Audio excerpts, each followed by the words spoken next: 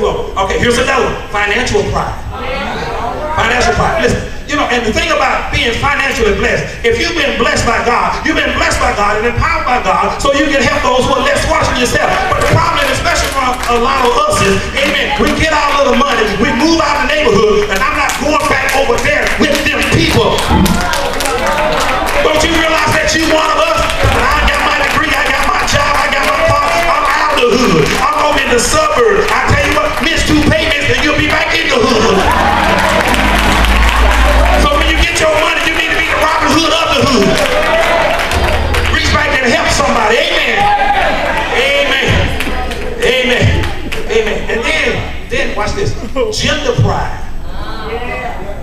Gender pride says that because I'm a man, I got it going on, and every woman should cater to me. I'm God's gift to the earth. That's why I'm a Mac Daddy, because I believe I should have access to all these women. Truly, God doesn't want me to be monogamous. Truly, God doesn't want me to spend all my life in all the gifts with just one. Because it is said that there are more women than men, so some brothers call themselves living out with the deficit.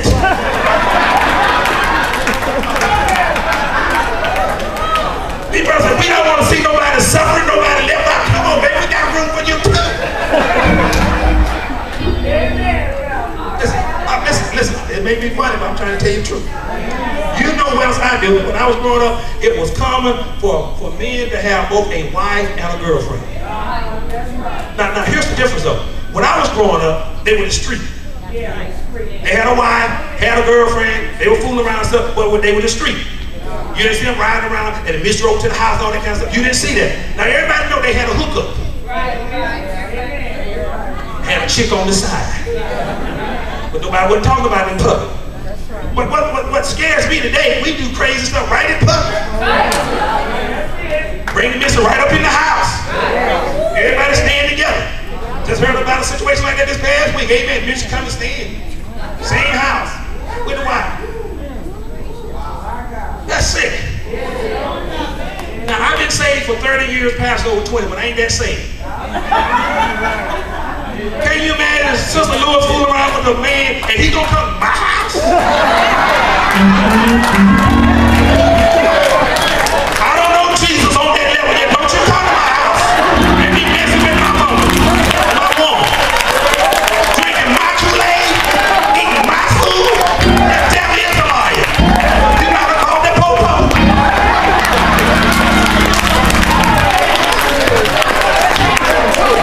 But I'm about to lose it up in here, up in here, up in here. Shoot.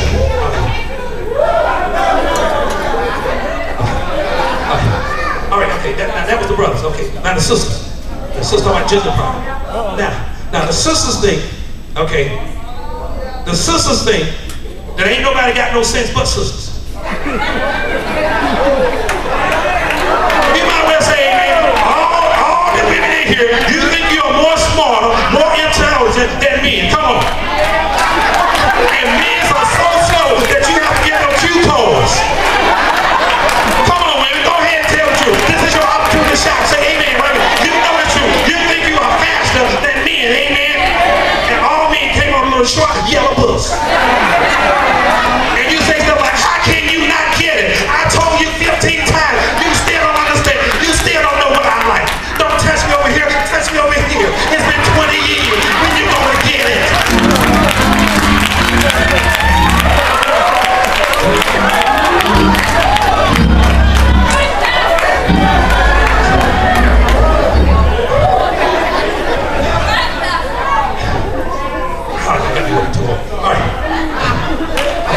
The last one I'm done. Spiritual pride. Spiritual pride says, ain't nobody right with me. Don't nobody love Jesus with me. Don't nobody read the Bible with me. Nobody got access to God with me. And if you don't act like I act and talk like I talk and shout like I shout and do what I do, there's something wrong with you. Or if you don't belong to our little clique, or our little church, or our little denomination, then there's something wrong with you. And watch this. And there are some pastors and churches that will teach their members not to go to other churches. it is absolutely forbidden for them to visit other churches. And churches that they feel threaten them, when, you know, you go and stay, they don't even want you to go. That's not a church, that's a cult. A church will educate people and liberate people, but a cult will indoctrinate people and make them slaves. Anytime somebody has to tell you what to think and how to think and when to think, that's not a mentor. That's a tormentor. Number 2, gentleness or meekness. The attitude that submits to God's dealing without rebellion. It says the attitude that submits to God's dealing without rebellion. In other words, trust in the Lord with all thy heart, trust not, or lean not to thy own understanding in all thy ways, acknowledge him, and he shall direct thy path. In other words, if God said it, I'm doing it. I submit to God's authority without rebelliousness. Amen. That's what it means to be gentle or to be meek. Power under control. Not only submissive to God's dealing without rebelliousness, but also submissive to man's unkindness without retaliation. Without retaliation. Now here's the thing, especially when you look at a lot of people who have gone from church to church and had problems in the previous church, or if someone been in a relationship and someone in the relationship did them wrong, they'll take all that baggage into the next relationship.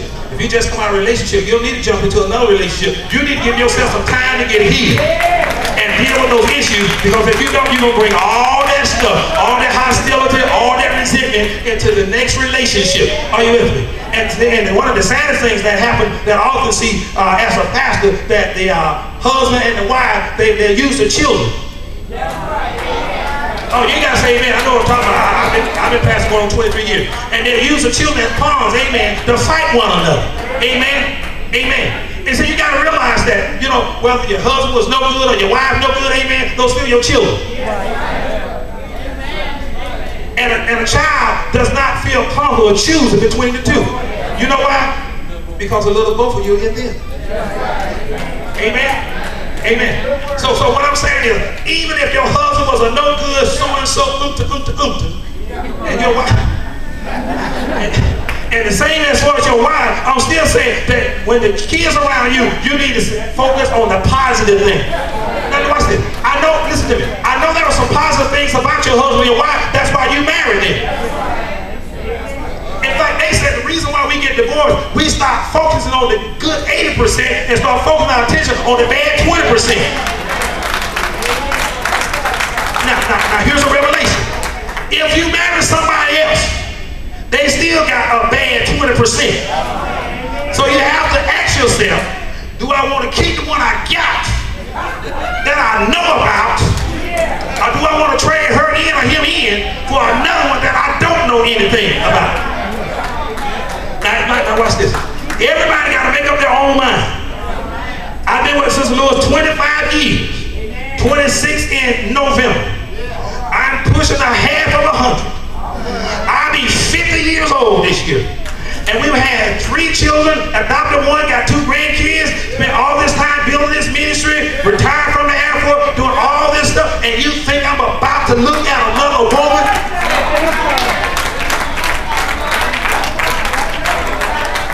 Amen.